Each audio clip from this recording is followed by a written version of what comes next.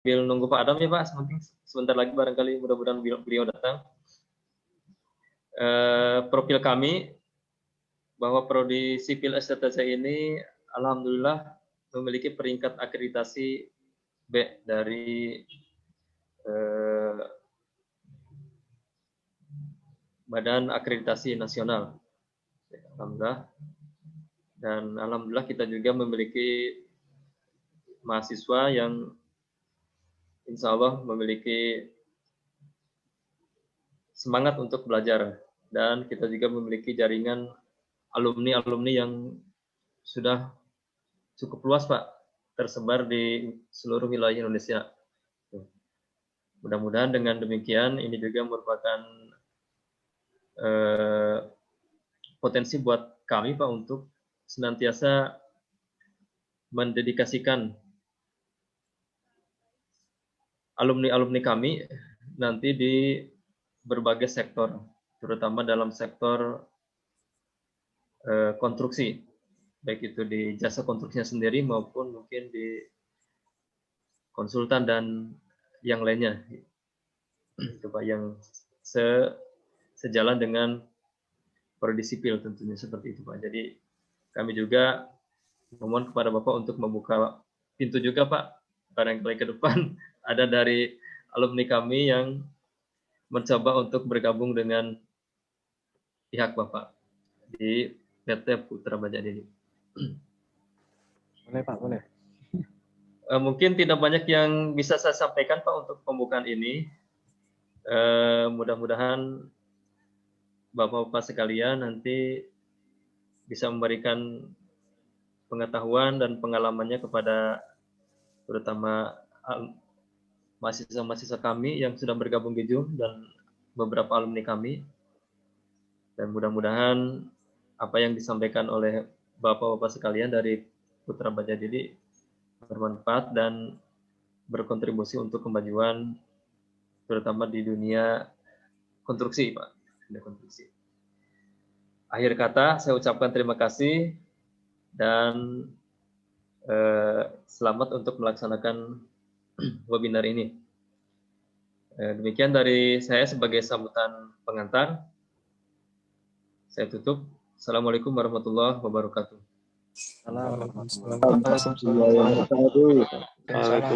Waalaikumsalam warahmatullahi wabarakatuh.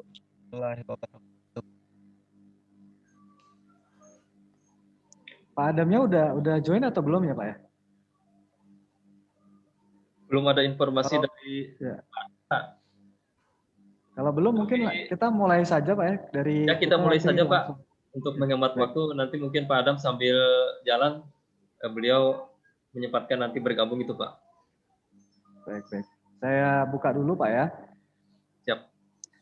Oke, Assalamualaikum warahmatullahi wabarakatuh. Waalaikumsalam warahmatullahi wabarakatuh. Waalaikumsalam. Selamat Bapak Nono Karsono, STMT, selaku Kaprodi Teknik Sipil, Sekolah Tinggi Teknologi Cirebon. Kemudian Bapak dan Ibu dosen yang hadir pada hari ini, teman-teman sekalian, dan juga tim dari PT Putra Baja Deli.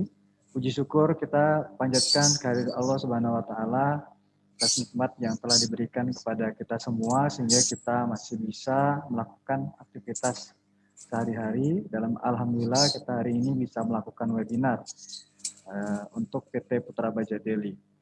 Adapun materi yang akan kita sampaikan terkait dengan proses produksi pembuatan baja tulangan beton, proses uji tarik, dan bagaimana kita bisa menjamin bahwa hasil pengujian yang kita lakukan itu dalam keadaan akurat. Untuk materi akan kita bagi menjadi 2 sesi. Untuk sesi pertama nanti disampaikan oleh Bapak Muhammad Nu ST, beliau sebagai Quality Control Senior Analis di PT Putra Baja Deli. Kemudian nanti untuk sesi terkait dengan validity of result-nya akan saya bawakan sendiri. Mungkin langsung saja tidak memperpanjang pembukaan, kita selanjutnya saya serahkan kepada Bapak Muhammad Nu untuk mulai presentasi. Terima kasih. Oke, terima kasih Bapak Mislah dan Pak Nono Karsono dan para peserta yang telah hadir di Kurang kuat Pak suaranya Pak. Kurang jelas Pak ya? Ya harus kuat suaranya ya. Oke Pak, oke Pak. Sudah cukup jelas Pak ya? Oke, lanjut. Oke. Pada kesempatan ini kita akan bahas tentang proses produksi pembuatan baja tulangan beton, prosedur pengujian tarik, dan cara untuk menjamin hasil pengujian yang kita lakukan itu telah valid. Untuk agenda kita seperti yang disampaikan Bapak Mislan tadi, untuk agenda pertama sampai ketiga akan dibahas oleh saya, untuk agenda keempat akan langsung dibahas oleh Bapak Mislan. Perkenalkan, PT Putra Baja Deli, produsen baja tulangan beton, baik polos maupun sirip, yang telah berdiri sejak tahun 2004. Dengan merek Deli, kapasitasnya mencapai 600.000 ton per tahun. Ini alamat kami di kawasan industri terpadu Wilmar, Bojonegara, Serang, Banten.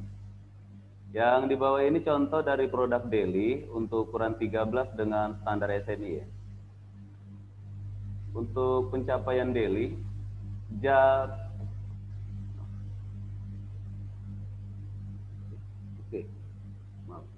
Untuk pencapaian Deli sendiri sejak tahun 2008, Deli telah mendapatkan sertifikat produk untuk SNI, baik polos maupun sirip.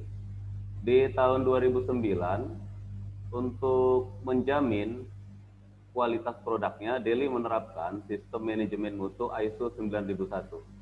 Sejak tahun 2011, Deli telah ekspor ke Malaysia dengan sertifikat dari Sirimkas Internasional. Di tahun 2012 sampai saat ini juga Deli telah ekspor ke Australia dengan menggunakan sertifikat dari ACRS. Dan di tahun itu juga Deli telah laboratoriumnya itu telah terakreditasi oleh Komite Akreditasi Nasional. Sehingga hasil pengujian yang dilakukan di laboratorium Deli dapat diakui baik secara nasional maupun internasional. Di tahun 2017, Deli telah berhasil ekspor sampai ke Kanada. Dan ini menjadi sebuah kebanggaan bagi kami karena Deli adalah satu-satunya produsen baja tulangan beton yang ada di Indonesia yang telah berhasil ekspor sampai ke Kanada. Oke, dari gambar ini kita bisa lihat apa itu baja tulangan beton. Jadi secara SNI, baja tulangan beton itu adalah gimana Pak? Lanjut. Oke, lanjut ya. Oke. Dari gambar ini kita bisa tahu ya, baja tulangan beton itu secara SNI adalah baja paduan atau baja karbon yang berbentuk batang dan berpenampang bundar dengan permukaannya itu ada yang polos dan ada yang sirip seperti ini. Yang berfungsi sebagai penulangan beton. Diproduksi dengan proses canai panas dengan bahan baku bilet. Seperti kita tahu, beton itu kuat terhadap tekan namun lemah terhadap tarik. Sedangkan baja lemah terhadap tekan namun kuat terhadap tarik. Maka ketika dua material ini digabungkan, jadi beton bertulang yang dapat diaplikasikan pada gedung-gedung seperti ini. Untuk selanjutnya proses pembuatan baja tulangan beton itu sendiri kita akan bahas. Proses pembuatan baja tulangan beton di PT Putra Baja Deli.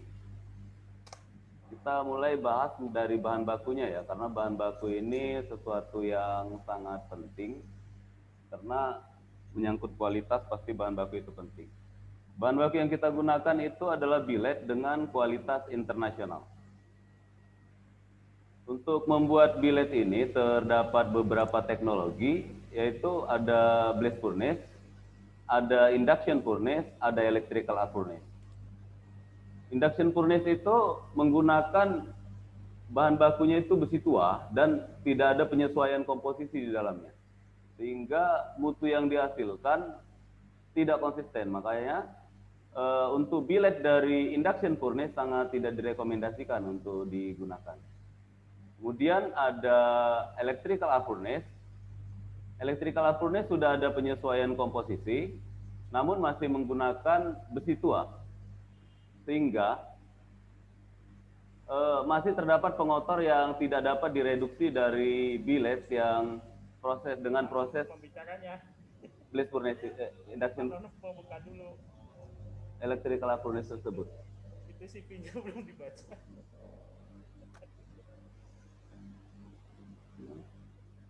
Oke, yang selanjutnya ada blast furnace itu. Blast furnace ini menggunakan biji besi. Kapasitas produksinya itu sangat besar sekali produksinya, sehingga menghasilkan mutu yang konsisten. Dan Delhi sampai saat ini tetap konsisten menggunakan billet dari blast furnace. Untuk komposisi billet di SNI juga diatur seperti dalam tabel berikut ini, bisa dilihat langsung.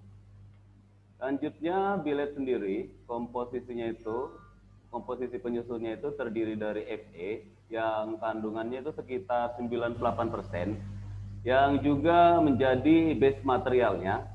Kemudian ditambahkan karbon sekitar 0,3% untuk meningkatkan kekuatan. Ada ditambahkan silikon, selain untuk mengikat oksigen pengotor di dalam billet, dia juga meningkatkan sedikit nilai kekuatannya. Kemudian kalau mangan ini berfungsi selain untuk meningkatkan kekuatan, dia juga meningkatkan keuletannya. Dan untuk mengetahui komposisi billet, kita gunakan alat yang disebut dengan spektrometer. Dan komposisi yang kita gunakan juga itu tergantung dari kelas baja yang akan kita produksi nantinya. Selanjutnya, billet kita masukkan ke dalam reheating furnace. Kita panaskan sampai temperatur 1100 derajat Celcius. Kapasitas mencapai 600.000 ton per tahun, yang dengan single line yang sudah full otomatis menggunakan teknologi dari Europe. Di sini nanti billet itu akan keluar seperti ini, berwarna merah kekuningan, yang berarti sudah matang dan siap untuk digiling. Selanjutnya kita giling melalui beberapa patrol. Kita mulai dari wrapping stand ya. Wrapping stand ini sistemnya itu vertikal dan horizontal yang mampu menggiling billet dengan dimensi 150 kali 150 dengan panjang 12 meter. Untuk mengoperasikan alat ini tidak membutuhkan banyak operator, cukup dari main pulpit ini saja, karena sudah terhubung dengan sistem automation PLC system ya. Nah, dan di room panel ini semua sistem dikendalikan, maka pabrik dapat berjalan secara fully otomatis. Kemudian kita giling melalui intermediate dan finishing stand sampai didapat diameter yang diinginkan. Dan Delhi memproduksi dari diameter 8 sampai 40 mili. Di sini kita gunakan itu teknologi looper.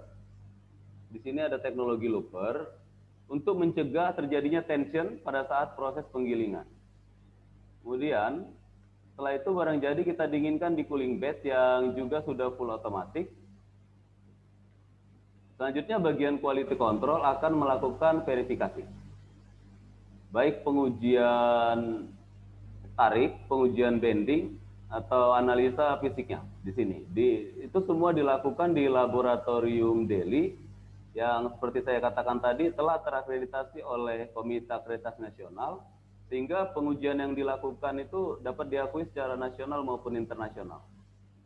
Setelah kita lakukan pengujian, kelas baja kita tentukan, barang jadi kita potong.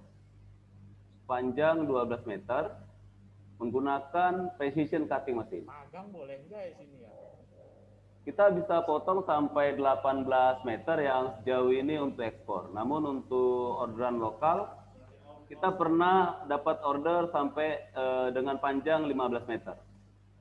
Setelah barang jadi dipotong, kita distribusikan, baik barang jadi kita packing, maksud saya di packing dan diberi penandaan seperti ini. Ini diberi penandaan warna merah pada ujung-ujungnya yang berarti 420B. Untuk penjelasan persyaratan penandaan sesuai SNI nanti akan dijelaskan di slide berikutnya. Selanjutnya barang jadi siap didistribusikan baik secara lokal maupun ekspor. Oke, seperti yang saya katakan tadi, untuk sesuai agar mutu baja tulangan beton sesuai dengan SNI 2052-2017 harus memenuhi 2 persyaratan. Persyaratan yang pertama itu yaitu persyaratan mutu, selanjutnya ada persyaratan penandaan.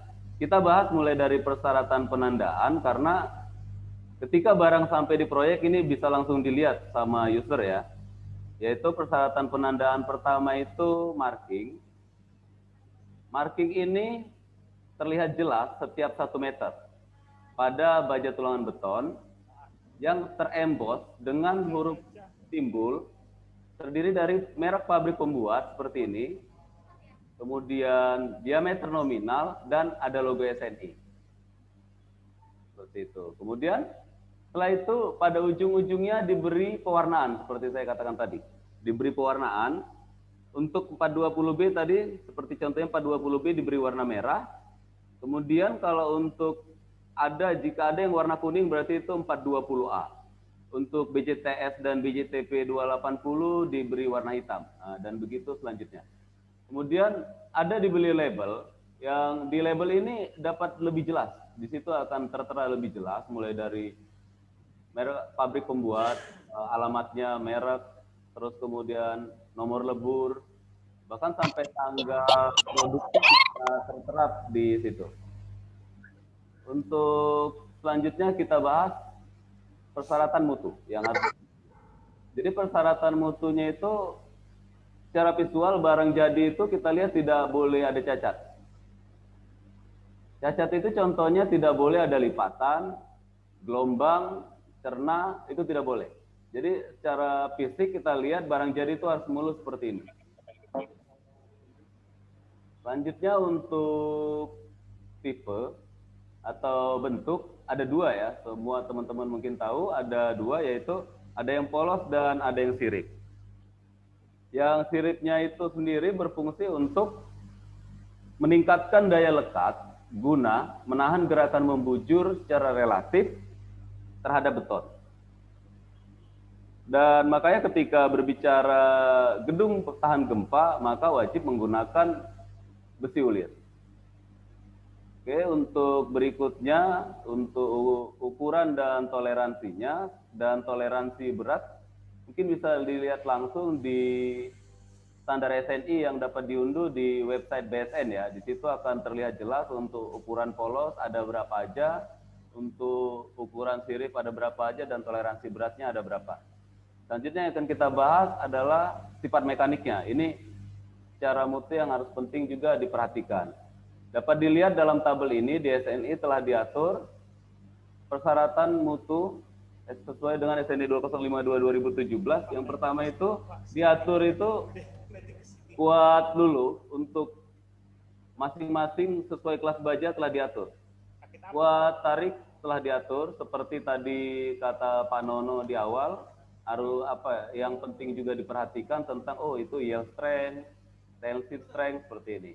Diatur BJTS dan BJTP 280 diatur yield strength-nya itu atau kuat dulu atau kuat lelehnya dari 280 sampai 405. Untuk kuat tariknya atau tensile strength-nya diatur minimal 350. Untuk rasio polos tidak diatur, sedangkan untuk sirip diatur minimal 1,25. BCTS 420 ada 2 jenis, ada 420A dan 420B. Kuat dulu 420A dan 420B sama, yaitu 420 sampai 545. Kuat tariknya juga sama, minimal 525. Rasio juga sama, minimal 1,25. Terdapat perbedaan di elongasi. Di elongasi dapat dilihat di sini, elongasi 420A lebih rendah dibandingkan elongasi 420B. Berarti ini deformasinya lebih pendek ya, deformasi elastisnya. Selanjutnya, ini juga ada BJTS 520, itu kuat tariknya itu di 650, kuat lelehnya itu di 520 sampai 645. Dan rasio diatur di minimal 1,25.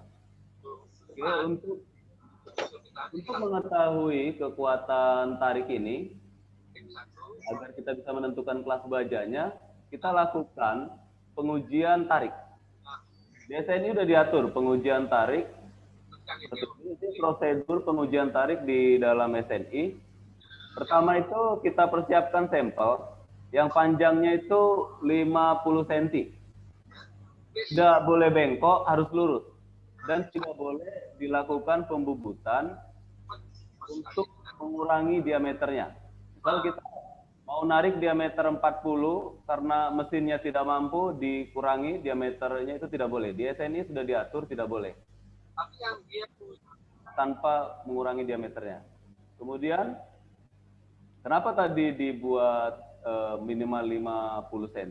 Seperti ini pengaturannya. Untuk pengaturan seperti ini. Yang perlu diperhatikan untuk sampel sesuai dengan SNI adalah, pertama kita buat panjang ukur, diatur di dalam SNI minimal 200 mili. Seperti ini. Diatur 200 mili. Dan untuk detail agar nanti lebih mudah menghitung perpanjangannya, kita boleh buat gauge mark lebih kecil untuk 20 mili.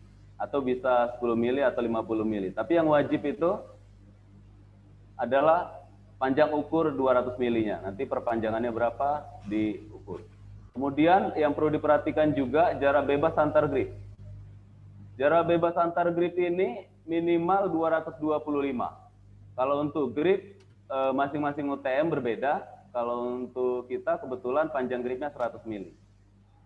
Selanjutnya untuk melakukan pengukuran terhadap elongasi barang jadi, sampel ini kita tarik. Sampel ini kita tarik sampai putus dengan universal testing mesin dan kita ukur perubahan panjangnya. Ini tadi panjang awalnya kan 200 mili. Selanjutnya ketika kita tarik kemudian berapa perubahan panjangnya? Bisa jadi mungkin 235 mili, kemudian dikurangi 200 mili dibagi 200 mili, maka dikalikan 100%, maka didapat nilai elongasinya. Kemudian bagaimana jika seandainya tidak patah di tengah? Ini kan patah di tengah. Kalau tidak patah di tengah, kita sesuai dengan SNI 0309, kita gunakan yang namanya batang uji fiktif. Jadi kita tidak boleh mengukur sampai di daerah grip, karena asumsi di area grip ini tidak ada perpanjangan.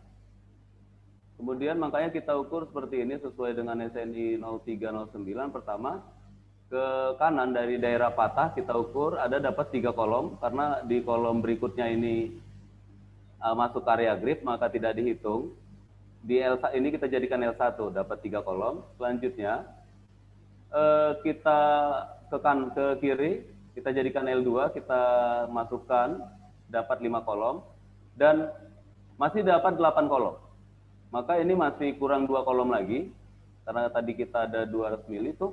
Kemudian kita ambil dari batang keempat dan kelima, untuk kita jadikan L3.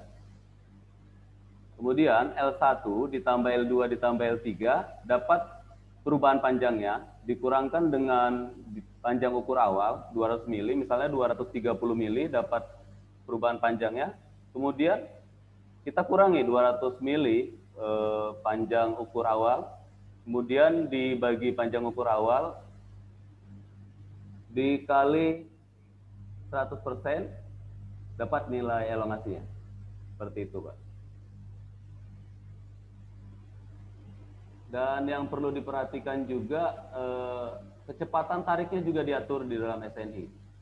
Seperti kita tahu, baja itu modulus elastisitasnya itu 200.000 MPa.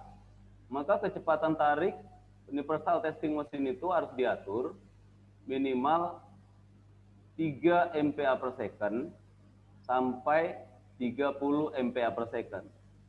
Ini diaturannya. Untuk kuat tarik atau kuat leleh itu kan kuat tarik, kuat leleh, terus kuat tarik dan kuat leleh ini kan untuk satuan dalam hasil dari uji tariknya itu masih menggunakan satuan Newton. Sedangkan di SNI ini di standar menggunakan MPa. Maka kita konversikan dari Newton ke MPa dengan menggunakan pembagi luas area nominal.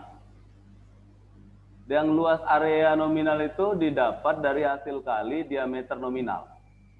Diameter nominal itu adalah diameter yang terembos pada batang yang sesuai dengan SNI. Contohnya misalnya yang terembos pada batang 10 mm, maka dimasukkan ke dalam rumus 0,7855 dikali 10 pangkat 2, maka didapatkan nanti 78,5. Itu nanti dijadikan luas area nominal pembagi dari yang satuan dari hasil uji tarik tersebut. Maka didapatkanlah nanti satuannya itu MPa. Kemudian untuk menentukan titik leleh atau titik luluh atau kuat leleh dari hasil pengujian itu adalah dengan cara ketika itu terlihat jelas, platonya terlihat jelas, maka kita gunakan pertama kali turunnya atau berhentinya dari bacaan mesin UTM. Namun ketika tidak terlihat jelas, kita gunakan metode offset 0,2%. Nanti akan saya tunjukkan. Ini bisa kita aplikasikan dengan alat yang namanya extensometer. Nanti akan saya tunjukkan alatnya seperti ini. Ini pengujian di PT Putra Baja Deli. Pertama kita beri tandaan dulu ya. Panjang ukur dulu sendiri. Kemudian kita grip. Total testingnya itu. Pas kita grip, kita pasangkan alat extensometer. Kita pasangkan.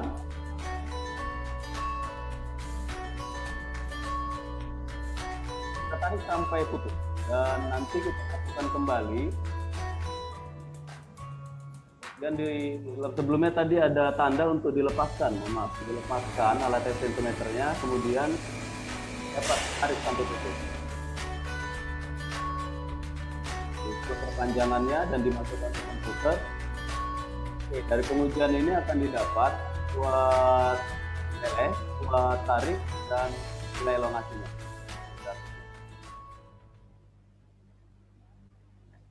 Oke, begitu pemaparan dari saya. Untuk selanjutnya pembahasan akan dibahas oleh Bapak Mislan. Kepada Bapak Mislan dipersilakan, Pak. Baik, terima kasih. Pak Nuh. Slide-nya bisa ditutup dulu.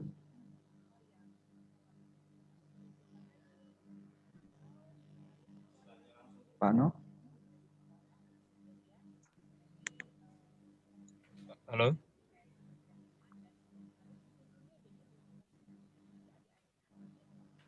Baik, saya lanjutkan ya.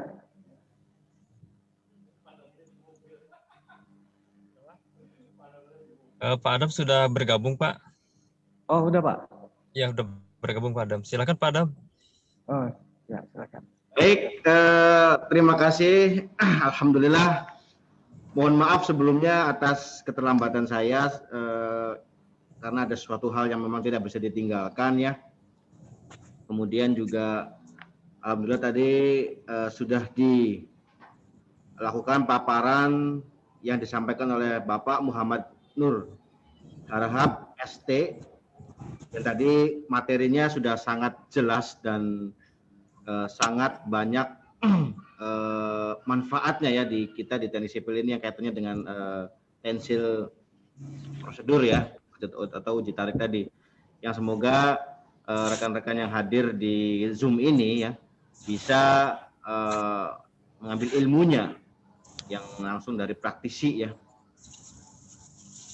Kemudian untuk sesi yang kedua yaitu ada ada narasumber yang kedua yang nanti akan disampaikan oleh Bapak Mislan STMT. Nah, saya bacakan ya. Bapak Mislan STMT, beliau lahir di CI Kabara 24 April 1986. Wah, ini satu level dengan kita nih. beliau alamatnya di Banten ya, kemudian pendidikannya S1 di Institut Teknologi Medan, kemudian S2-nya di Universitas Mercu Buana Jakarta. Kemudian beliau sekarang bekerja di PT Putra Baja Deli sebagai QA Manager.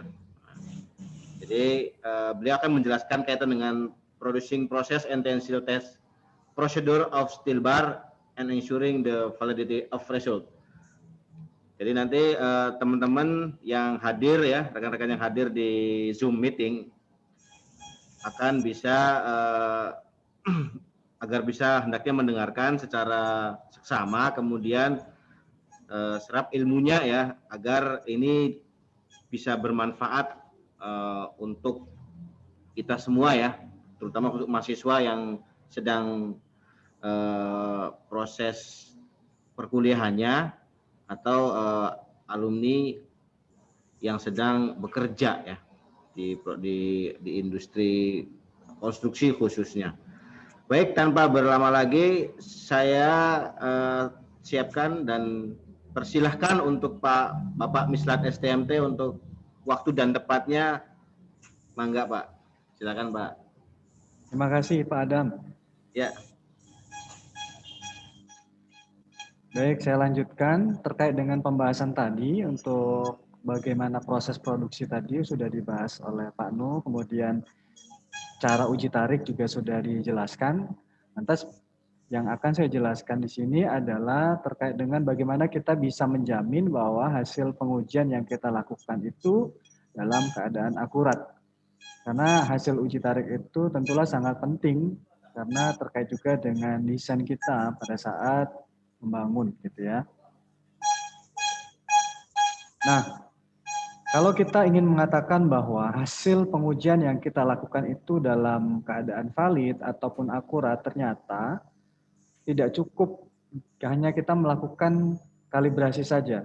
Yang sesuai biasanya kita lakukan itu per 1 tahun atau paling cepat juga per 6 bulan kan untuk kalibrasi gitu loh. Jadi ketentuan yang ada di SNI ISO 17025 terkait dengan persyaratan umum, kompetensi laboratorium pengujian dan laboratorium kalibrasi, kita harus melakukan 2 hal. Yang pertama, kita harus memiliki prosedur untuk memonitoring terkait dengan keabsahan hasil. Dan yang kedua, laboratorium harus mengukur kinerjanya dengan melakukan uji banding dengan laboratorium lain. Nah, ini kita akan bahas satu persatu. Terkait dengan monitoring, ya, prosedur terkait dengan monitoring keabsahan hasil itu ada beberapa cara yang bisa kita lakukan. Namun hal ini tentu disesuaikan dengan laboratorium kita yang mana yang paling sesuai yang bisa diaplikasikan. Untuk PT Putra Baja Deli kita menerapkan 2 item. Yang pertama dengan melakukan pengecekan terhadap fungsional alat uji, dan yang kedua dengan melakukan uji sampel referensi. Terkait dengan pengecekan fungsional alat uji ini sebenarnya cara yang mudah sekali untuk dilakukan, tapi sangat-sangat berpengaruh terkait dengan validasi hasil tadi gitu.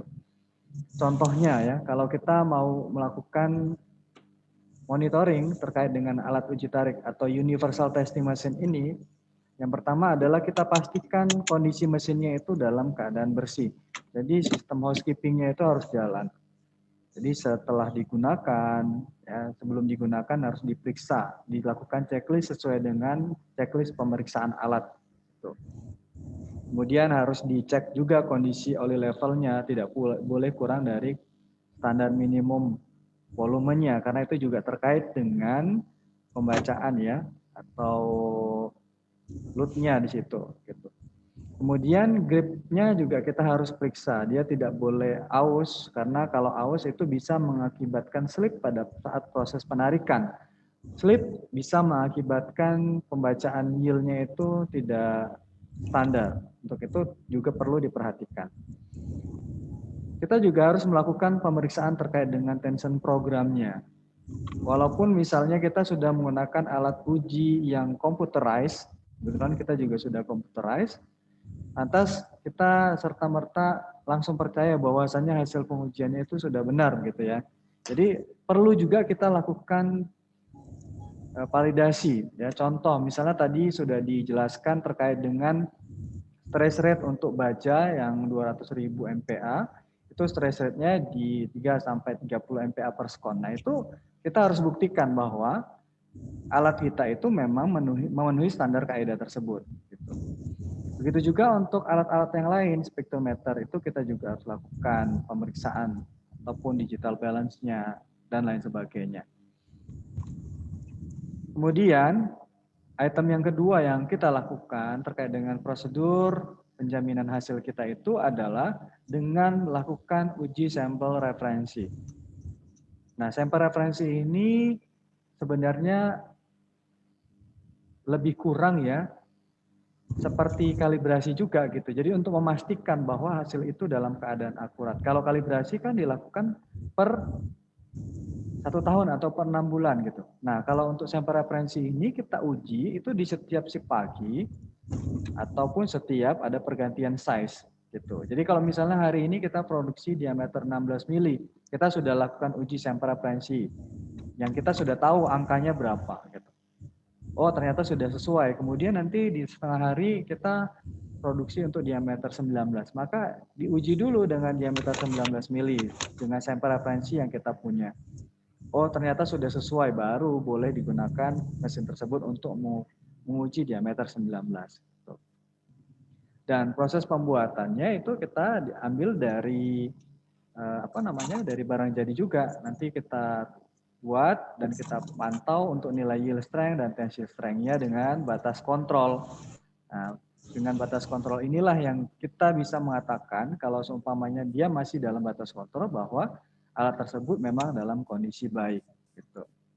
Ini tahapan dari proses pembuatan sampelnya. Dari barang jadi kita potong lebih kurang 50 cm.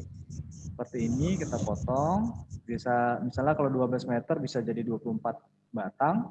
Kemudian nanti kita uji dulu yang di cat nomor 1, kemudian nomor 13, kemudian yang nomor 24. Dapatlah nilai rata-ratanya, kemudian kita hitung standar deviasinya, dan kita bisa tentukan batas kontrol atas dan batas kontrol bawahnya.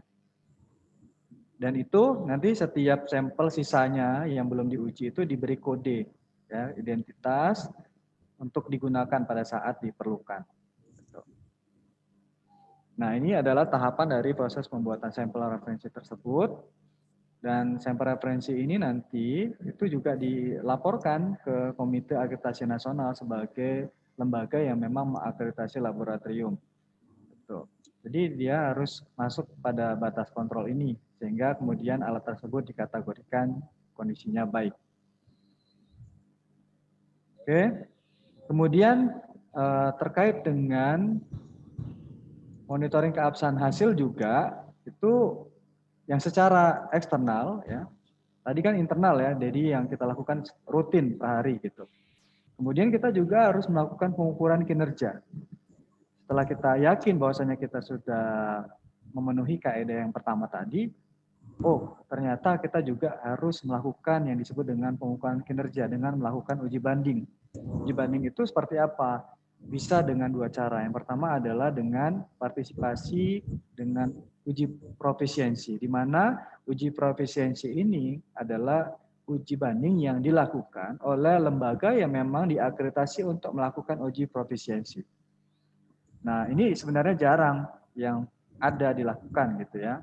Jadi kalau seumpamanya ini jarang dilakukan, bagaimana bisa mengikuti kaidah yang kedua, yaitu dengan melakukan uji banding yang pelaksananya kita gitu. Jadi kita lakukan uji banding tentu dengan laboratorium yang juga diakreditasi. Ini kita lakukan yang kedua ini. Bagaimana proses pembuatan uji bandingnya gitu kalau kita sebagai pelaksana?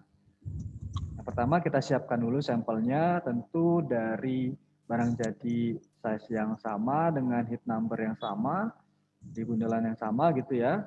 Kita lakukan uji homogenitas dulu dengan ketentuan dari ISO 13528 tahun 2016.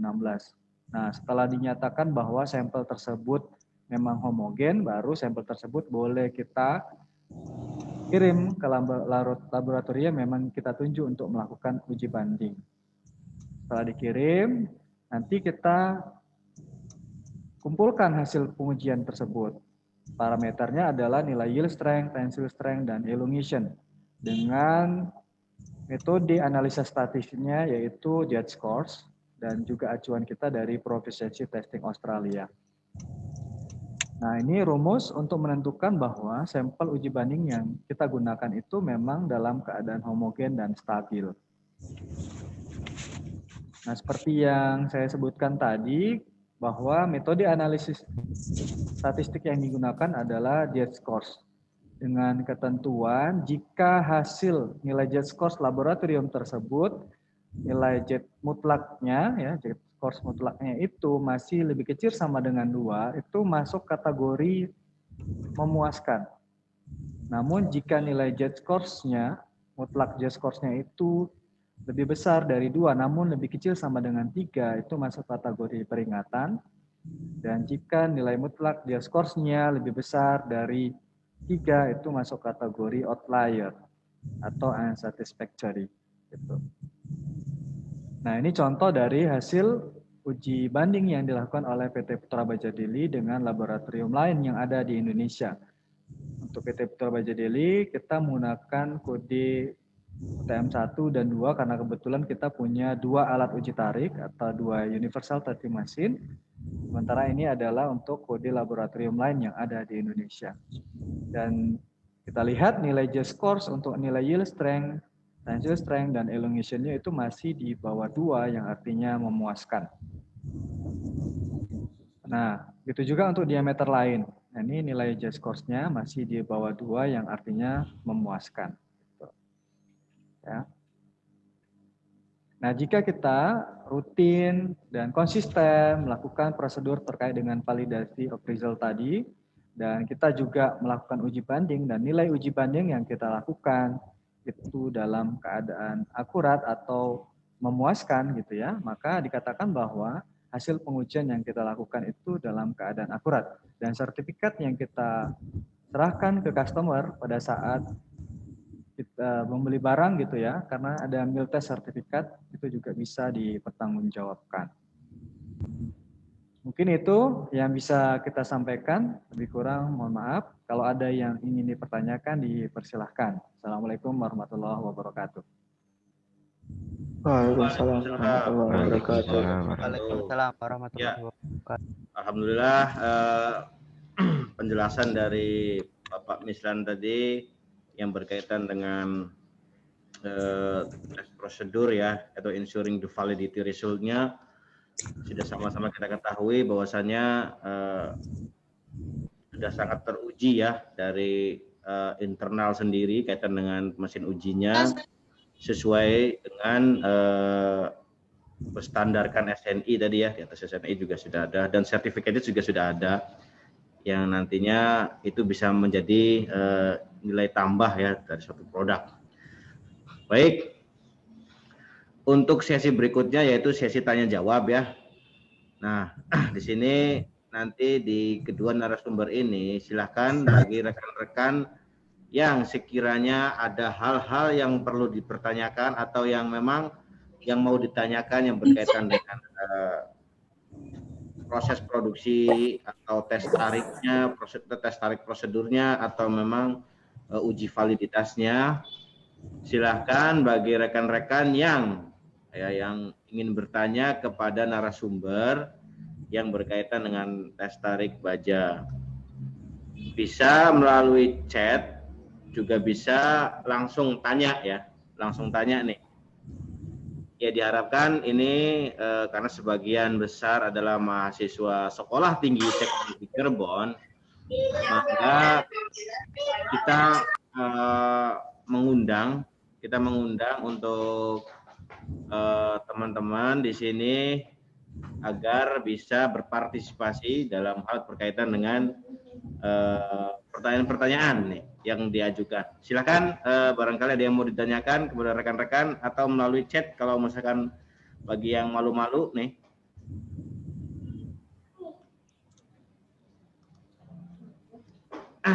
Jadi sebelumnya sambil kita menunggu ada yang bertanya, bahwasanya tadi yang sudah disampaikan oleh Pak Muhammad Nuh yang kaitan dengan proses produksi ya untuk baja.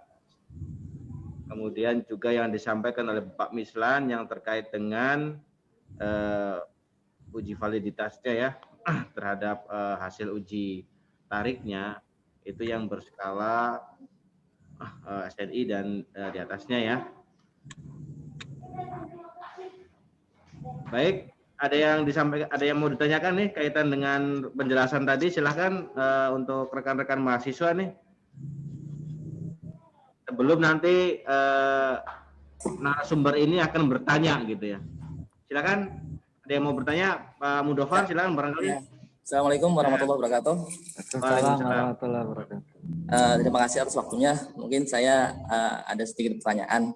Kalau agak melenceng nggak apa-apa ya Pak? Iya Pak, kita usahakan bisa jawab. Jangan banget melenceng Mas, gak enak soalnya. Jadi di PT Deli ini sebenarnya jenis beton apa sih yang diproduksi Pak? Kan tadi kan dari 8 mili sampai 40 ya Pak? Iya Pak. Iya. Baja kedua, Pak ya, kita produksi baja Pak, bukan beton. Iya, maksudnya baja ya, baja untuk tulangan itu ya Pak? Iya. Baja untuk tulangan ya Pak, betul. Iya. Langsung dijawab ini, Pak Nu bisa salah.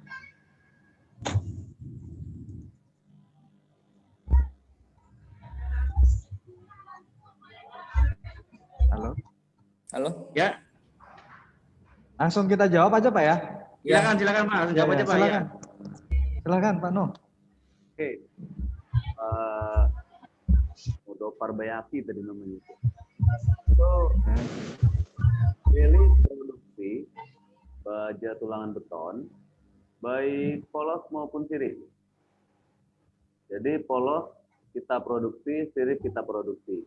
Itu dari diameter 8 sampai 40 Deli bisa produksi. Dari 8 sampai 40. Nah, untuk tadi kan ada ekspor juga, Pak. Jadi skala ekspor dan di dalam negeri biasanya banyak permintaan dari mana, Pak? Yang sampai saat ini banyak Australia gitu banyak ambil dari itu. Tapi di masa di Jawa juga atau di Indonesia juga ada, Pak? Gimana, Pak? Berarti yang paling banyak tuh di luar ya, Pak, bukan di Indonesia sendiri, Pak? Maksudnya ini maksudnya dalam artian pengguna presentasinya gitu ya. Iya. Dari jaringan untuk Mungkin saya tambahkan sedikit Pak. Iya. Jadi kalau untuk saat ini lagi pandemi seperti ini memang penjualan kan turun Pak ya.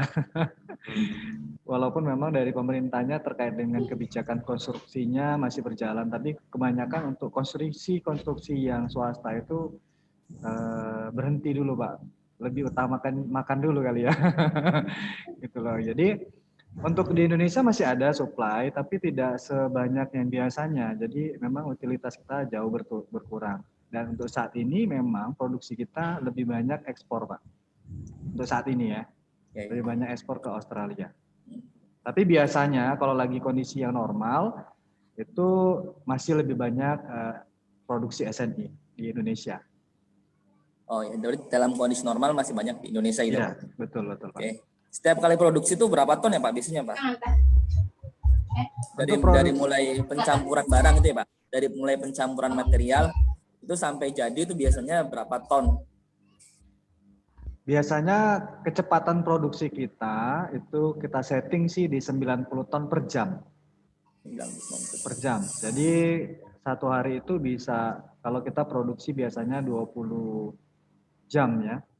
Sekitar segitulah Pak. Berapa? 90 kali 20 ya. Hampir 2000 lah.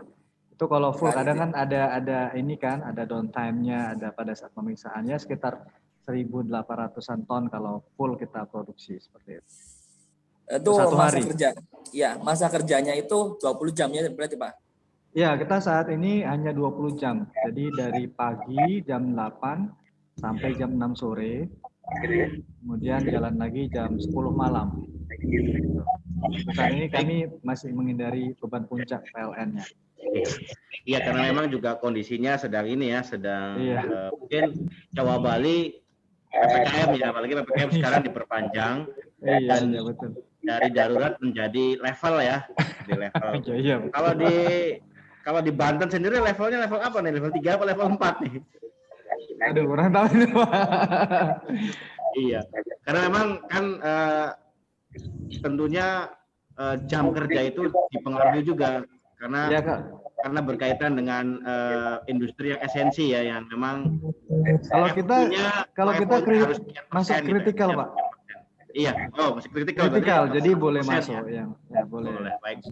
Jadi saya kira pertanyaannya itu Pak Mudofar, barangkali untuk yang lain silahkan untuk pertanyaannya ditunggu kaitan dengan baik itu tentang produksi atau tentang tesnya, hasil tes daripada uji tariknya. Silakan.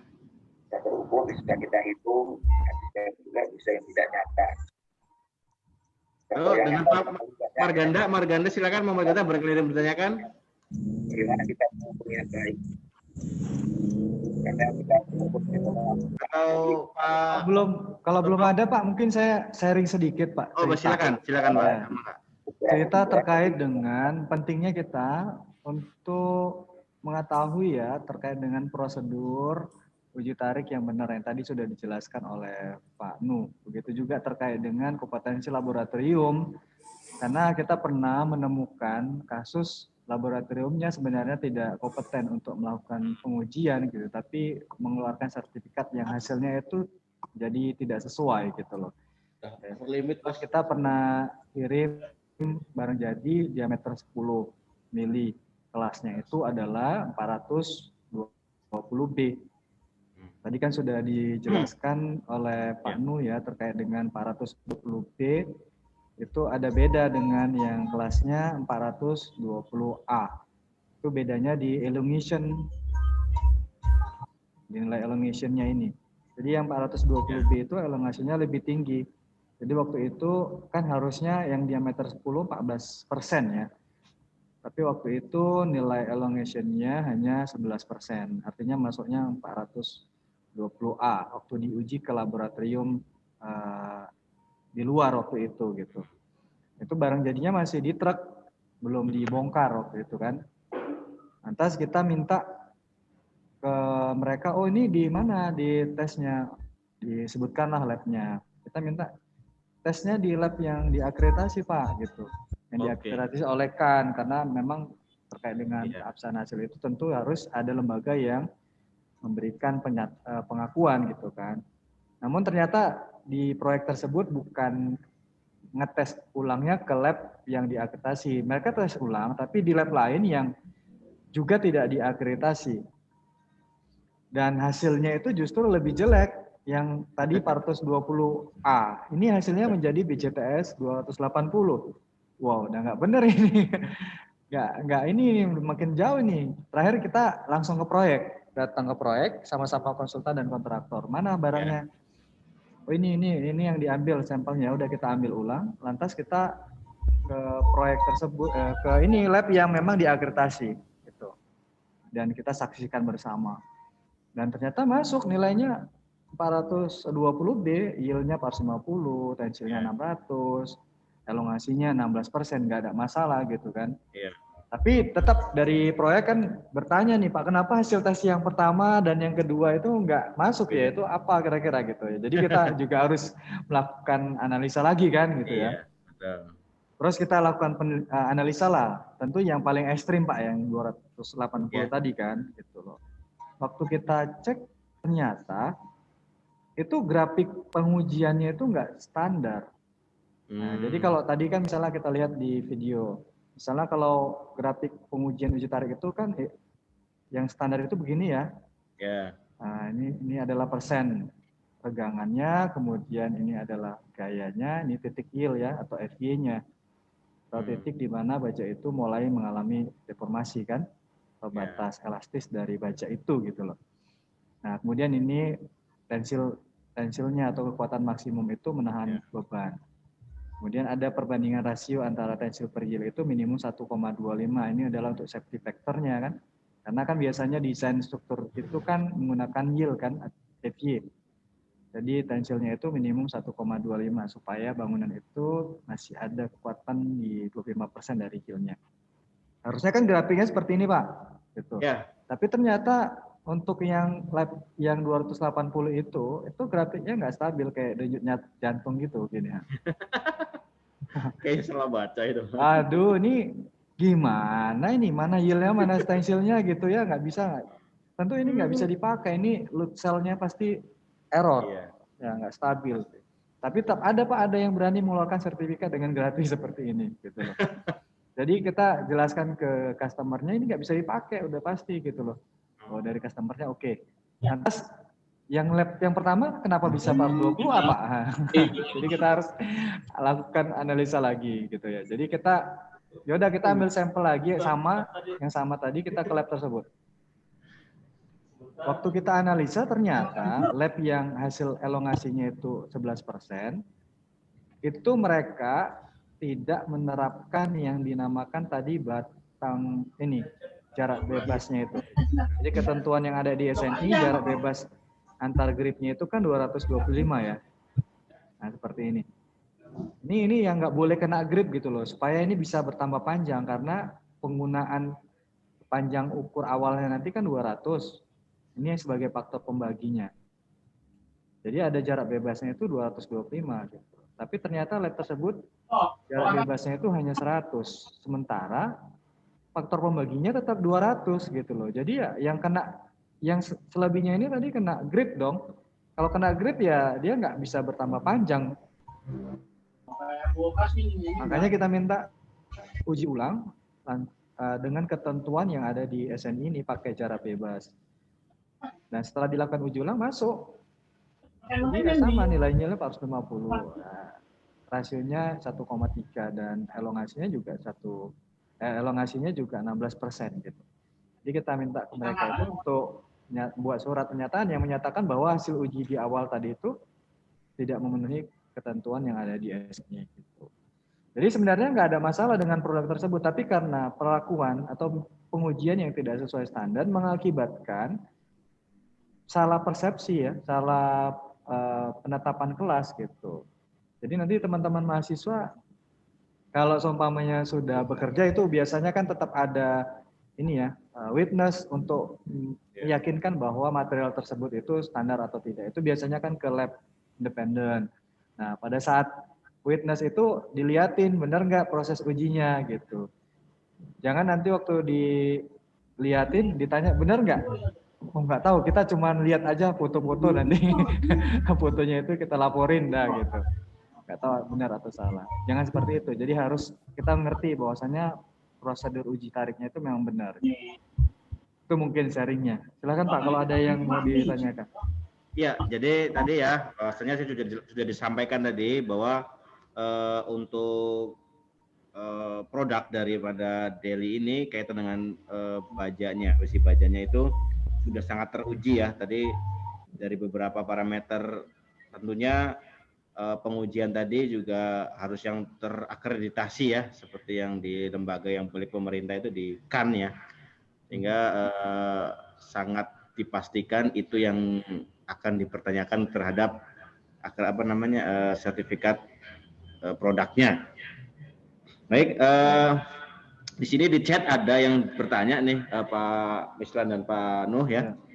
Jadi di sini dari Bapak Agung Suci Hijulianto ya. Izin bertanya Pak, pernah adakah publikasi atau jurnal terkait hasil uji tes terutama kaitannya terhadap anomali tipe bahan campuran terhadap hasil kualitas bahan? Jadi pada pabrik Bapak, jadi kaitan dengan kualitas bahan nih Pak, campurannya apakah ada pernah dipublikasikan gitu loh Pak, kaitan dengan kualitas barang jadi ini, bahan jadinya.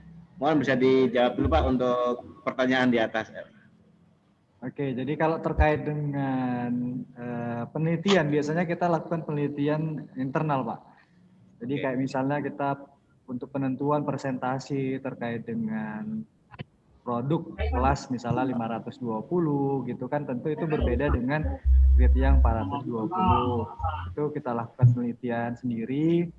Nah, itu kayak resepnya gitu loh, Pak. Jadi kita sementara ini belum ada publikasi. Jadi kita sebenarnya kita bebankan ke di bagian analis kita itu untuk melakukan penelitian-penelitian yang nanti bisa dilakukan publikasi, tapi ini sepertinya belum berjalan dengan baik gitu. Kalau yang terkait dengan yang supporting ya, penelitian supporting. Tapi kalau yang penelitian yang sangat-sangat erat kaitannya dengan komposisi, kimia dan sebagainya, itu kita hanya untuk internal saja gitu. Oke. Baik, jadi memang tadi sudah disampaikan ya jawabannya ya Pak Agung Suci ya. Semoga bisa dipahami dan dimengerti ya kaitan dengan pertanyaan tadi dan jawabannya. Kemudian ini juga di chat itu ada lagi pertanyaan kedua, karena mungkin dari penanya yang sama ya, dari Pak Agung Suci. Jadi di sini apakah memang harus dilakukan uji dulu di lab untuk setiap baja yang didatangkan sebelum digunakan, atau cukup dengan data hasil lab dari pabrik, ataukah barangkali ada metode lain secara lapangan agar cepat dalam melakukan pengecekan kualitas baja tanpa harus ke lab gitu?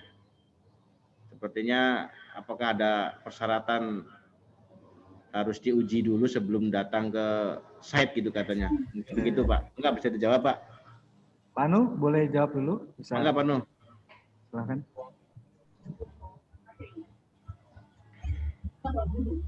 Nanti saya tambahin. Halo, suaranya nggak ada? Unmute, masih kan? mute, masih mute. Unmute. Mana di unmute dulu. Nah, baik. Oke. Sebenarnya kalau untuk barang jadi, seandainya beton itu, baja tulangan beton itu udah datang, pertama kita lihat dulu MPC. Tes juga bagus, tapi kalau untuk sebelum dites, kita untuk tahu itu kualitas, kita mulai dari pertama datang, lihat tadi kan secara fisik. Ini barangnya sudah SNI belum, untuk kayak markingnya, diameternya sesuai tidak, diameter nominal yang tertulis di situ, embossnya sudah sesuai, terus label, sama cocokin pengecatannya sama, kan ada NTC pasti diterima gitu. Tapi kalau masih belum yakin juga dan lihat di NTC-nya itu terakreditasi nggak yang mengeluarkan NTC-nya. Kalau untuk yang terakreditasi oleh kan, otomatis kan itu dapat diakui ya. Nah, jadi kan yang mengeluarkan NTC. Selanjutnya kalau adanya masih belum yakin ya lakukan komparasi lebih baik lagi di laboratorium yang terakreditasi juga biar hasilnya lebih baik.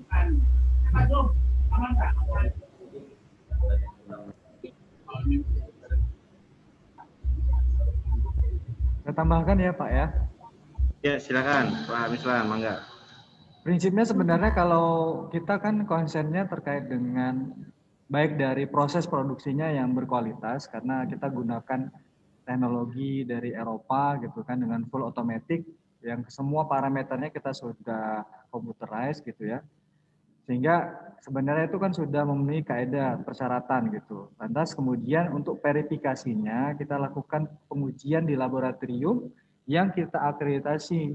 Nah itu sebenarnya tujuannya adalah untuk lebih kita meyakinkan bahwa memang hasil pengujian dan produk tersebut memang sudah sesuai dengan standar yang ditetapkan. Jadi kalau kayak kita misalnya ada ekspor ke Australia ataupun ke Malaysia dengan laboratorium kita yang diakreditasi, mereka jadi lebih yakin bahwasanya ini memang sudah sesuai standar gitu loh. Walaupun memang mereka tetap melakukan pengujian juga di laboratorium lain sebagai pembanding. Tapi itu mereka sangat jadi lebih yakin kalau kita dengan laboratorium yang sudah diakreditasi gitu. Nah itu juga yang ingin kita sampaikan ke customer bahwasanya labnya sudah diakreditasi. Tapi terkait dengan penerimaan material di proyek itu tentu harus mengikuti ketentuan ataupun kode dari proyek tersebut. Kalau memang mengharuskan untuk melakukan pengujian sebelum digunakan, ya harus dilakukan pengujian. Tapi kalau seumpamanya cukup dengan melihat dari sertifikat ataupun multi sertifikat yang diterbitkan oleh pabrikan, saya pikir itu sudah cukup. Tentu dengan melihat yang seperti yang dijelaskan oleh Pak Nu tadi, apakah memang labnya itu kompeten untuk melakukan pengujian atau tidak, gitu loh. Kalau kita sendiri Pak sebenarnya lebih senang kalau customer itu sering melakukan pengujian supaya lebih yakin terkait dengan produk kita, gitu loh. Karena kan kalau kita ngomong-ngomong gini aja kan, ya ini cuap-cuap apa kecap aja ini gitu. Untuk meyakinkan itu ya kita harus buktikan sendiri gitu loh. Jadi kita lebih senang sih customer itu lakukan pengujian supaya bisa membuktikannya sendiri gitu loh Pak. Baik. Itu mungkin tambahannya Pak. Ya, terima kasih Pak Mislan. Baik, memang tadi kita sudah banyak itu ya dijelaskan berkaitan dengan produknya. Nah, ini mungkin pertanyaan dari saya pribadi nih Pak, kaitannya dengan perusahaan yang produsen mungkin besi baja ini, ya bisa dibilang sih cukup banyak ya di Indonesia mungkin. Nah, dari PT Deli sendiri, apa sih nilai tambahnya kalau kita ini harus pakai besi yang dari produksi Deli gitu tuh? Apakah harganya kompetitif gitu ya, atau apa gitu? Barangkali memang dari nilai dari produk-produk yang lain yang ditonjolkan itu dari produk PT Deli ini dari segi apanya gitu tuh Pak? Barangkali kita diinformasikan kaitannya dengan mungkin ke marketingnya ya mungkin ya. Silakan Pak, barangkali bisa dijawab Pak Mislan atau Pak Nuh, silakan. Pak Nuh mungkin duluan, nanti saya tambahin. Suaranya kurang kuat, agak ya, sedikit mic-nya. Oke. Sudah jelas Pak.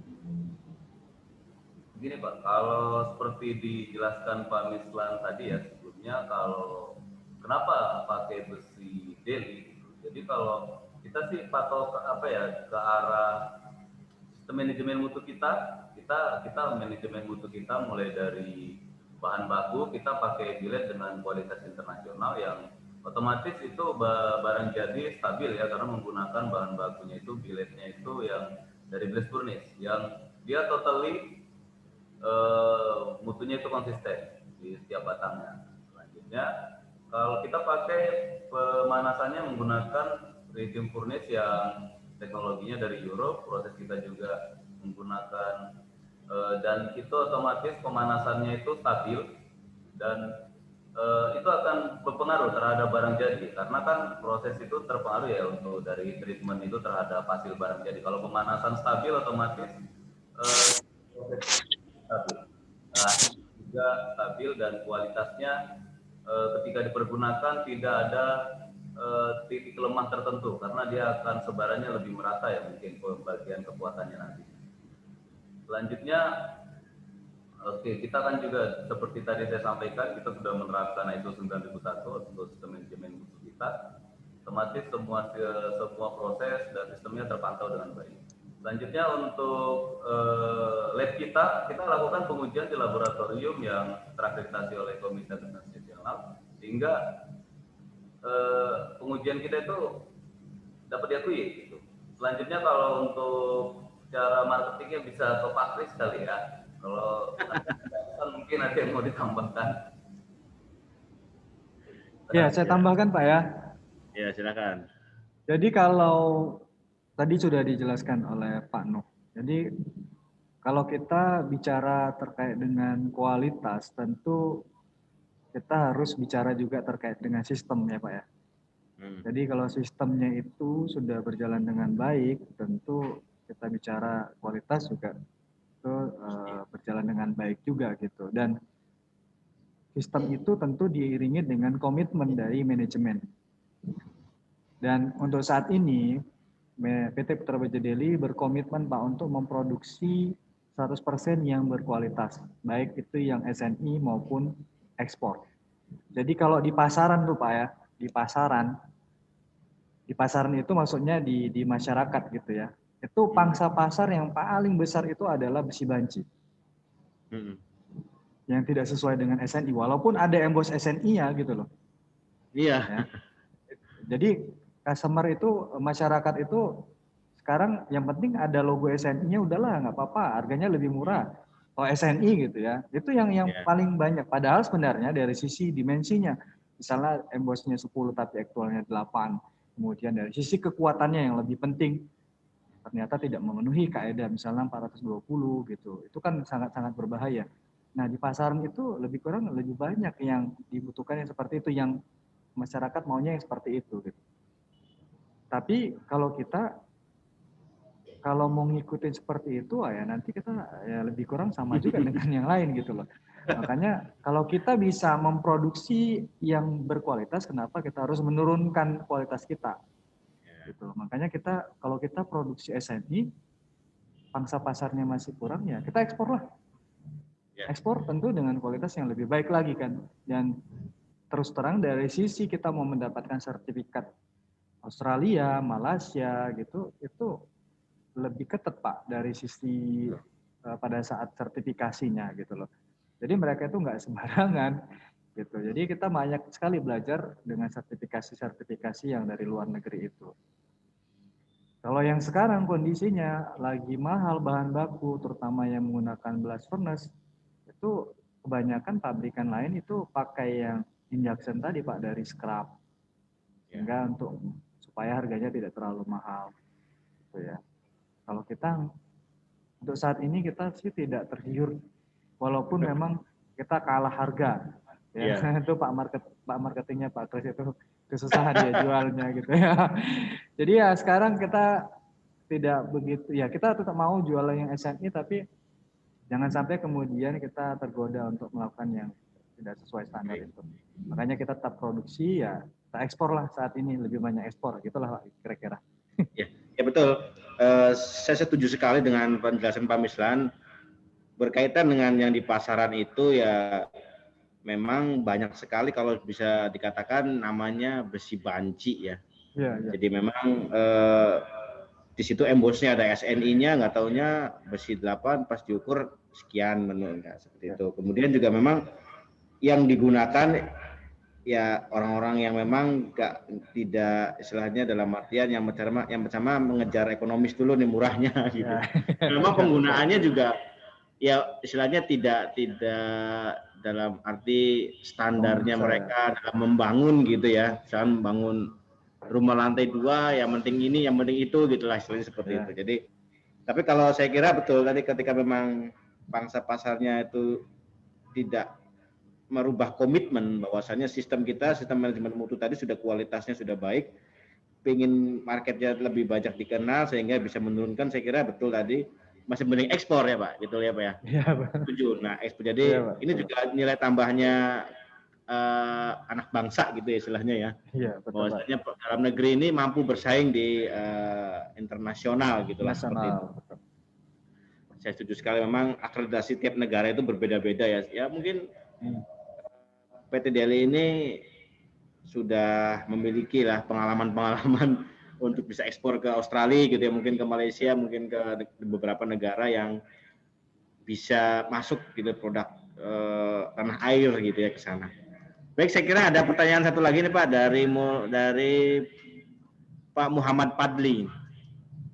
Izin bertanya Pak, untuk proses pembakaran besi baja berapa suhu yang dibutuhkannya, dan proses pembakaran besi ulir sama polos apakah sama suhunya? Nah, jadi perbedaan antara pembakaran terhadap perlakuan besi baja yang ulir dan polos ini, Pak. Mau nggak dijawab, Pak? Pak Nuh, silakan. Saya coba jelaskan ya. Kalau untuk pemanasan bilek, pemanasan baja agar bisa dibentuk, cara metalurgi itu harus di daerah austenit. Di daerah austenit itu kalau untuk low carbon steel itu kita bisa pakai minimal di daerah di 900 derajat Celcius. Namun kalau di PT Putra Baja Deli itu kita panaskan sampai 1100 derajat Celcius, atau tergantung dari hasil penelitian kita ya. Selanjutnya untuk apakah polos dan ulir sama, nggak beda jauh, yang pasti dia di daerah austenit. Itu kalau pengetahuan saya secara metalurgi seperti itu. Untuk Pak Nusan, mungkin ada yang mau ditambahkan? Iya, sama saja. Jadi kalau produksi polos maupun ulir untuk sistem pemanasannya sama karena dia udah desainnya dari mesin itu temperatur kita di 1100 derajat Celcius. Walaupun nanti di billetnya itu bisa di sekitar 900-an, 970-an gitu ya. 980 gitu.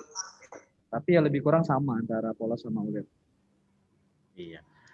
Itu pada intinya tadi ya, sudah menggunakan teknologi sehingga untuk RM-nya atau raw materialnya dari pembuatan besi baja yang baik polos maupun ulir mungkin sudah disetting seperti itu, kemudian hanya perlakuan di cetakannya ya mungkin atau di itunya ya.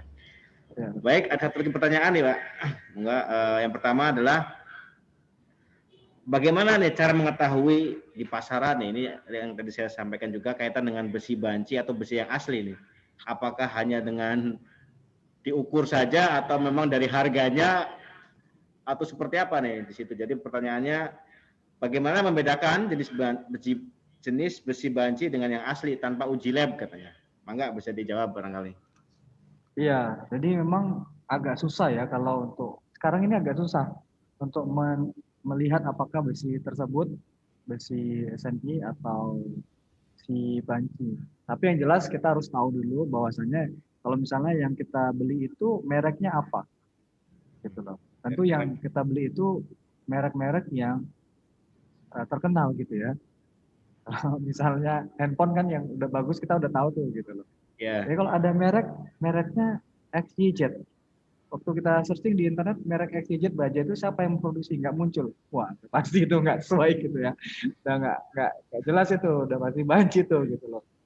Belum lagi nanti kan kelihatan itu dari fisiknya gitu loh. Waktu kalau kita nggak punya jangka sorong, misalnya kita lihat ini kita bandingkan ya yang merek yang bagus dengan yang merek yang kita mau bandingkan ini, tuh kelihatan visualnya, dimensinya kelihatan kok sebenarnya gitu loh. Ya, kemudian dari sisi yang lain juga bisa kelihatan apakah ada labelnya, ada pewarnaan gitu ya.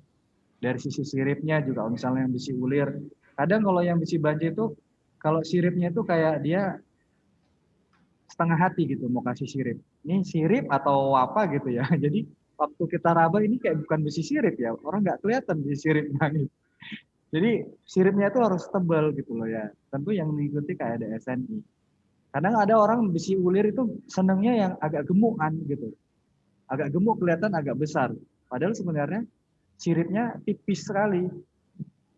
Sementara kita tahu bahwa fungsi sirip itu adalah untuk meningkatkan daya lekat guna menahan gerakan menjujur sel negatif terhadap depan. Artinya ya tentu harus siripnya itu yang sesuai standar gitu kan supaya bondingnya itu kuat gitu.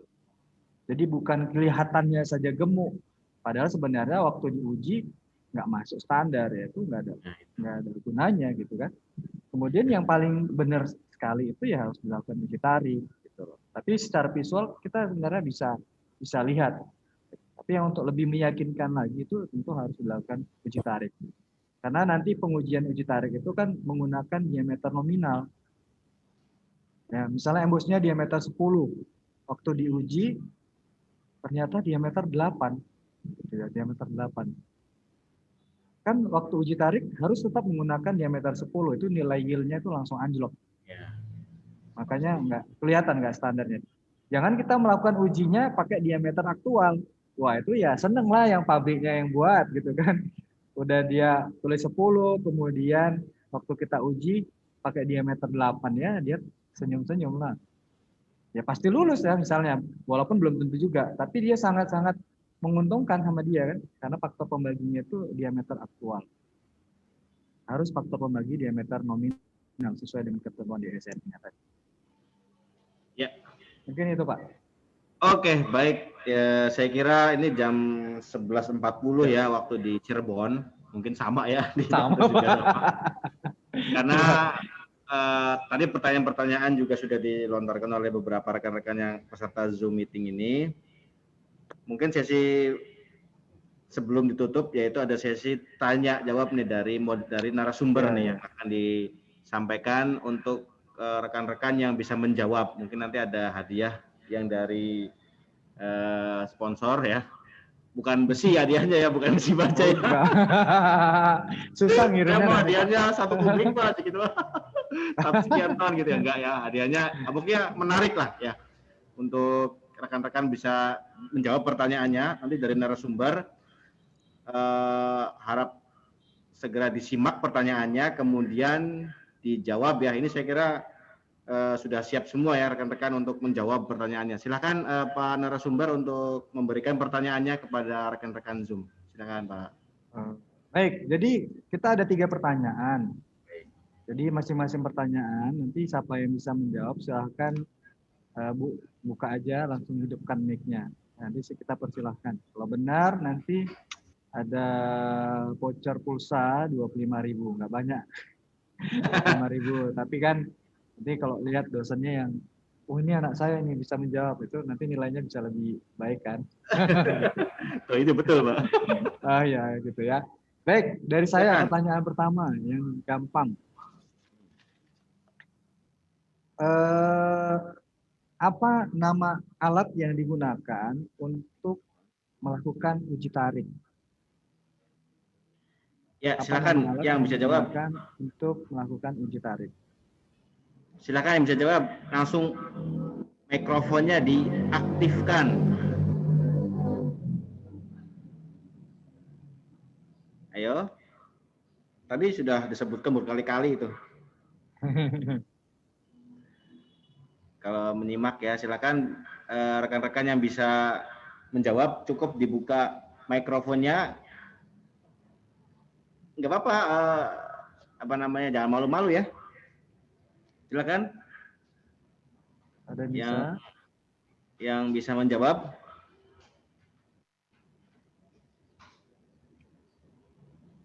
Yang tadi sudah ada videonya tadi tuh ya. Iya betul. Putar videonya. Kayaknya masih malu-malu nih. Ayo, bapak-bapak, ibu-ibu nih, rekan-rekan semua, mbak-mbak, mas-mas. Tadi pertanyaannya lah, apa alatnya yang untuk uji tes tarik? Alatnya tadi itu ya. Nama alatnya apa? Ya, silakan. Tensil test. Bener nggak, Pak? Izin. Apa ulangi? Tensil test. Coba kita tanyakan kepada narasumber nih, gimana pertanyaannya? Jawabannya. Tensil test katanya. Iya. Kalau itu dulu ya penyebutannya tensil test, tapi sekarang sudah lebih umum. Jadi kurang tepat. Kurang tepat. Nah, ya. Oke. Ini ada yang via chat nih, namanya Chris Buntoro Hood. Dia menjawab Instron. Wah, apakah betul namanya Instron? Aduh.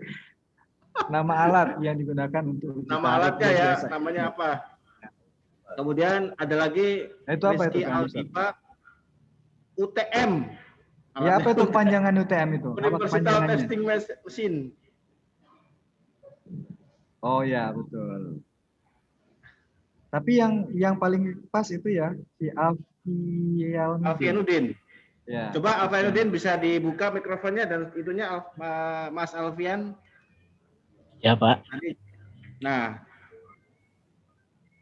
Apa Mas jawabannya Mas tadi Mas? UTM, Pak. Universal Testing Machine.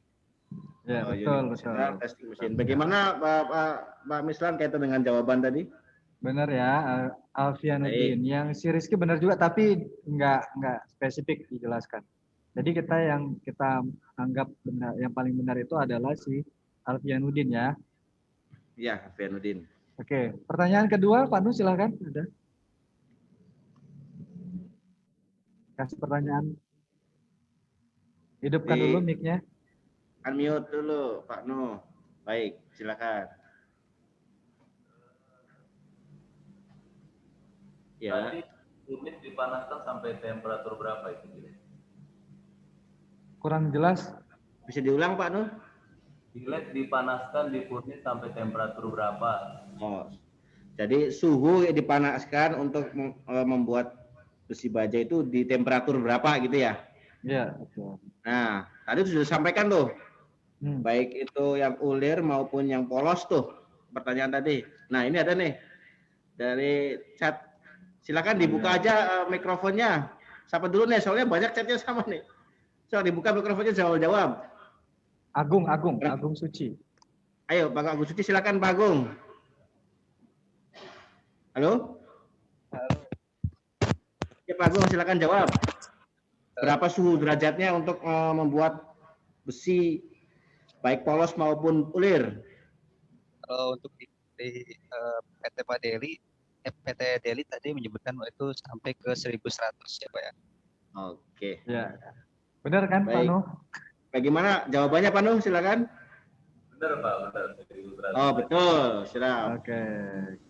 Berarti udah pertanyaan kedua ya untuk mendapatkan tadi voucher pulsa dari PT Deli ya. Silakan untuk pertanyaan ketiga nih, mangga Pak narasumber, silakan. Oke, saya ya. Pertanyaan ketiga. Ini mungkin ada hitung-hitung sedikit, tapi gampang sekali. Jadi kalau misalnya, tadi kan sudah dijelaskan terkait dengan pengukuran elongation kan. Pengukuran elongation. Jadi kalau misalnya sudah sampel itu putus, kemudian kita ukur pertambahan panjangnya, nilai dari pertambahan panjang itu adalah 234 mm. Nah, nilai pertambahan panjangnya setelah putus itu adalah nilai sampel setelah putus itu menjadi 234 mm. Itu berapa nilai elongation-nya? Nah, ini kaitannya dengan elongasi tadi ya. Ya, jadi tadi hasil pengukuran elongasi setelah putus kan disatukan, kemudian diukur lagi. Ternyata diperolehlah nilai sampel setelah putusnya itu adalah 234 mm. Berapa nilai elongation-nya untuk sampel tersebut? Ayo, silakan. Pertanyaannya, pakainya persentase ya atau? Ya, persen. Persentase ya, jadi jawabannya persentase ya. Silakan untuk dijawab tadi ya. 16%. Ada di slide. Siapa ya, itu? Pak Witardi silakan. 16%, Pak. 16%. Pak Witardi menjawab. Bagaimana Pak Mislan? Tadi pertanyaan saya 234 mili ya. Ya. 234 mili, Pak. 234 mili. Kurang pas, Pak? Kurang tepat, kenapa? Pak Witardi. 14%.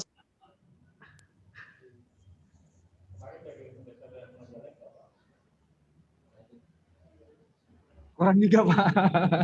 Kurang tepat jawabannya. Ayo, yang lain silakan coba-coba. L0-nya berapa tadi? L0-nya kan udah dikasih tahu di panjang gauge length-nya itu 234. Oh, ya. Setelah putusnya 234, tapi L0-nya itu 200. Jadi berapa itu?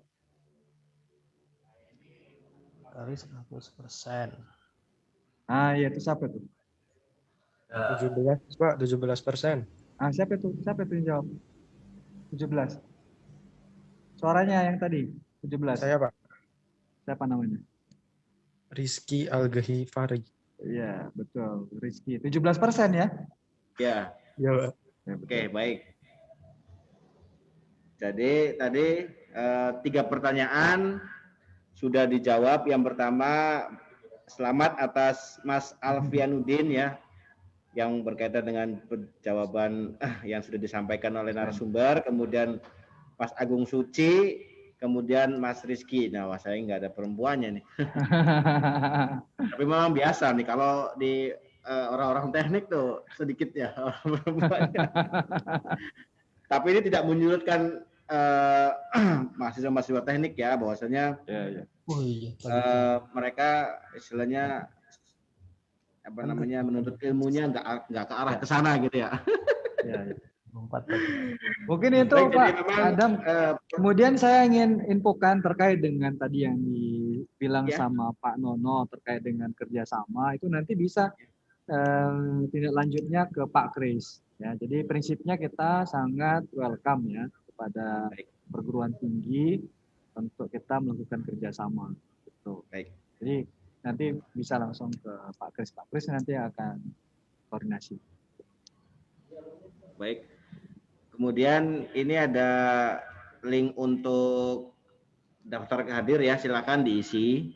Sambil mengisi kita bincang-bincang berkaitan dengan program Kampus Merdeka nih Pak Mislan ya, bahwasannya sekarang sedang digaungkan untuk Kampus Merdeka di mana para mahasiswa ini dituntut untuk keluar gitu, keluar dari zona nyamannya di kampus. Jadi dia harus keluar ke, mungkin bisa ke industri, mungkin bisa langsung ke praktisi, ke pabrik-pabrik gitu ya, atau ke konstruksi, sehingga ya kita ini di kampus mempersiapkan dulu nih mahasiswa agar bisa terjun ke ke dunia konstruksi khususnya ya, sehingga mereka disiapkan untuk bisa ke sana arahnya, sehingga Kampus Merdeka ini sangat selaras dengan tujuan kami, yaitu untuk memberikan ilmu tambahan yang berkaitan dengan konstruksi sipil khususnya ya, karena memang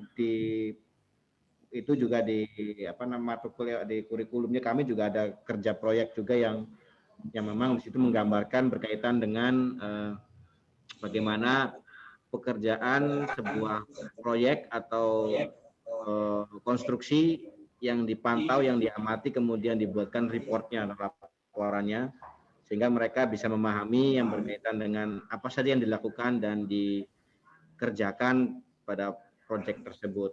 Maka harapan kami sih memang pada sebuah seperti ini ya, pada sebuah produk besi ini yang ditenggarai oleh PT DELI ini, kami sangat senang sekali ya, dengan senang hati kami ya, harapannya agar bisa bekerja sama untuk kalau bisa mahasiswanya bisa magang di sana gitu ya, berkaitan dengan hasil bagaimana sih proses karena memang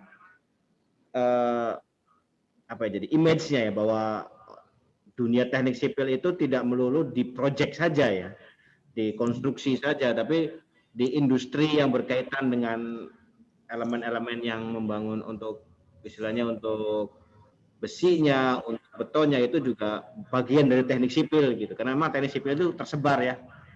Jadi tidak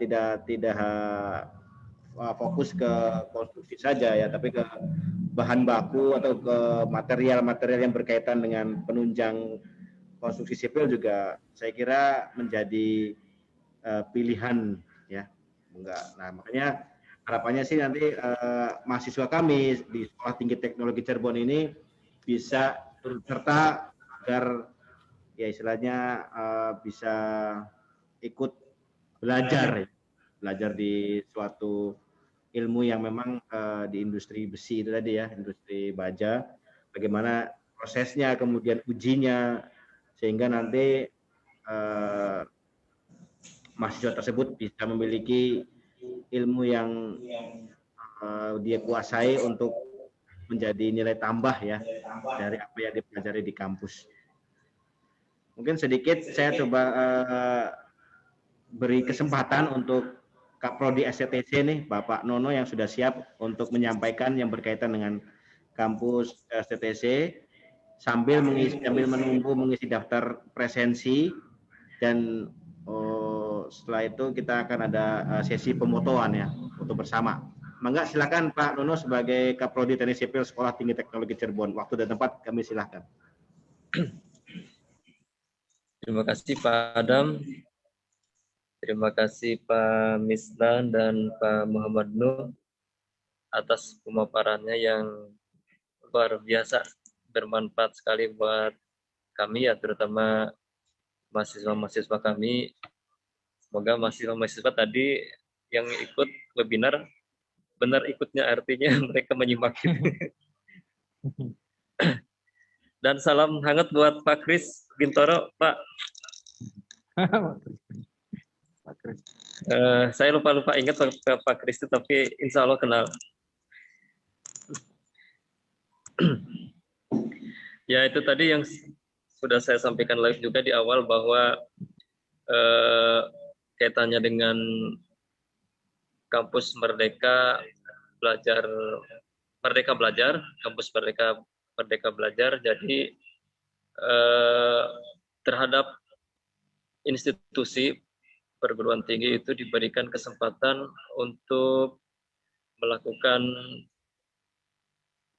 kegiatan yang terpadu dengan dunia luar. Artinya dunia luar itu tidak hanya di ruang kelas ya, tetapi bisa berkolaborasi dengan dunia industri, kemudian dengan perguruan tinggi yang lain yang tentunya sudah bekerja sama.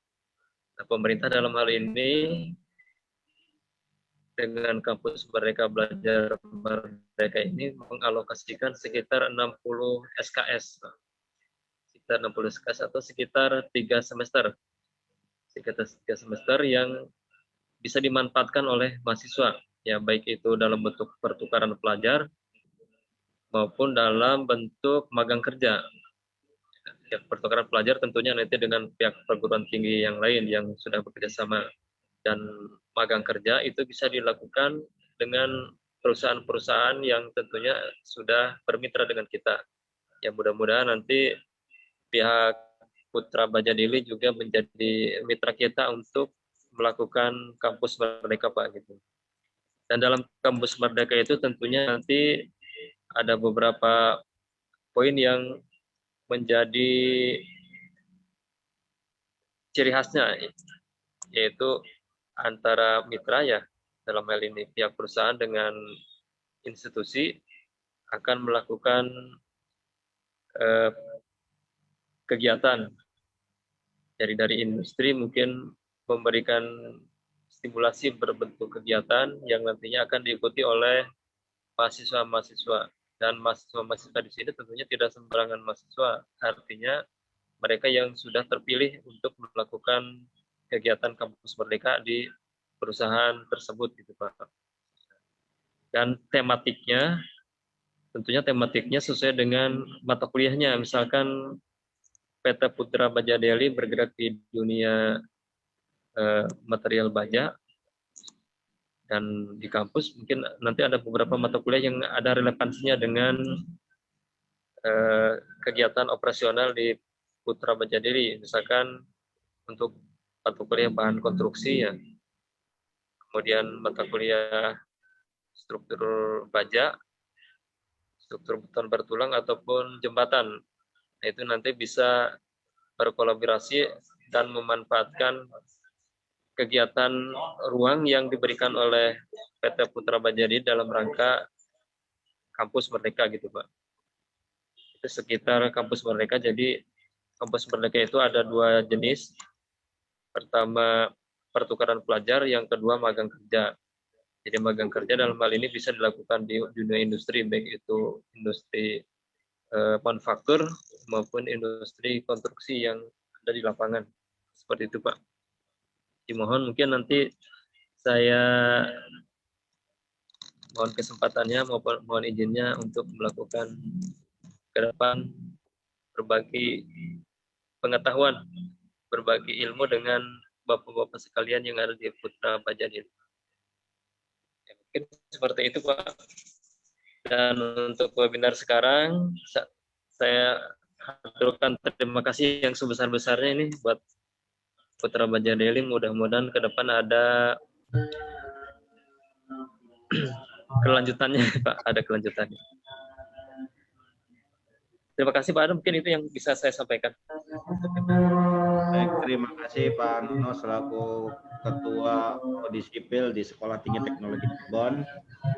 Alhamdulillah sesi demi sesi sudah kita lalui dengan tidak ada kendala berarti, hanya mungkin lambat.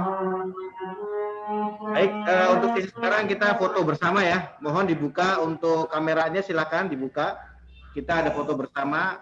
Ini sebagai momentum ya, momentum untuk istilahnya kehadiran dari suatu seminar ya, seminar yang sangat bermanfaat ya untuk mahasiswa khususnya, dan nanti untuk khusus yang nilai untuk yang mahasiswa ya, untuk yang mahasiswa khususnya mahasiswa ACTC akan dijadikan nilai tambah nih untuk kehadirannya ya. Kita lihat aja nanti. Baik, mana? Bisa. Mana ya film ininya? Pakai ini, Pak. Ini pakai ini. Pak. Screen. Baik, kita mulai ya. Untuk screenshot kita ada berapa slide ini? Ada 6 slide. Ada 6 slide. Sebentar, kita cek dulu. Sudah bisa? Sebentar. Ini ya. Baik. Kalau dari sebentar. Dari hostnya bisa nggak nih screenshot nih? Soalnya sebentar dari sini. Bisa, ya Pak. Dari itu ya, dari host aja ya. Ya, saya kasih abang. Silakan dari host aba-abanya emang nggak? Slide pertama. Ya. 1, 2, 3. Ya.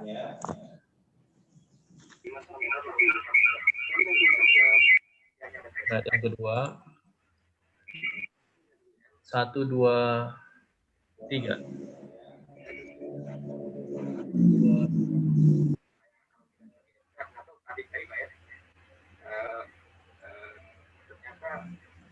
Slide yang ketiga. 1, 2, 3. Panggil semuanya, stakeholder tadi. Lalu kemudian jelaskan ulang. Slide yang keempat. 1, 2, 3.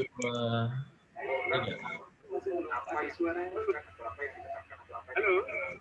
Oke, sudah Pak. Sudah Pak? Sudah Pak semua. Alhamdulillah. Terima kasih ya. Alhamdulillah acara webinar ya, yang disponsori oleh PT Putra Baja Deli dengan judulnya nih ya, kalau nanti saya coba tanya ke mahasiswanya nih. Judulnya adalah Production Process and Tensile Test Procedure of Steel Bar and Ensuring the Quality of Result. Telah selesai, alhamdulillah.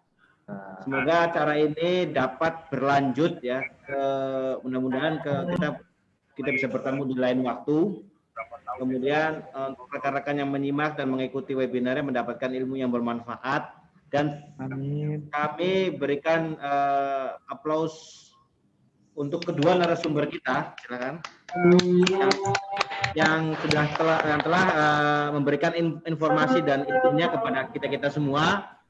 Kemudian terima kasih kepada Pak Kaprodi Teknik Sipil Sekolah Tinggi Teknologi Cirebon yang menginisiasi webinar ini.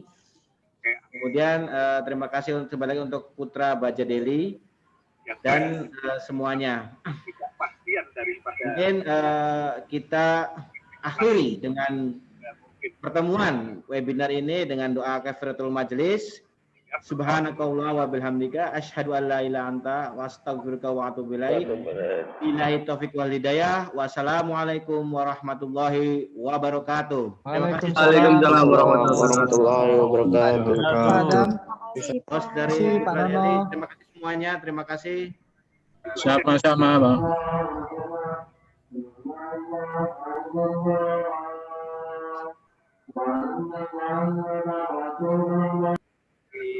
Dua sisi pendekatan Bapak. Mungkin yang pertama dari pendekatan sustainability teknologinya. Jadi memang tadi sudah disebutkan juga Pak Nanang tadi ya.